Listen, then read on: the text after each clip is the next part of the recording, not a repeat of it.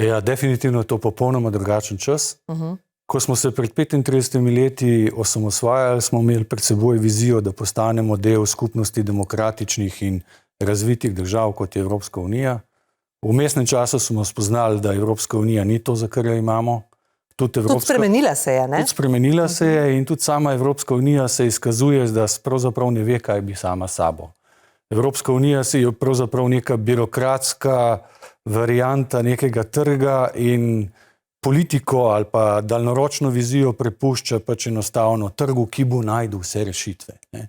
Zdaj, ironija usode je v tem, mi smo iz ene federacije bežali pred avtoritarnim populizmom in zdaj smo se znašli v situaciji, kot druga federacija tako rekoč razpada in je tudi ogrožena od avtoritarnega populizma.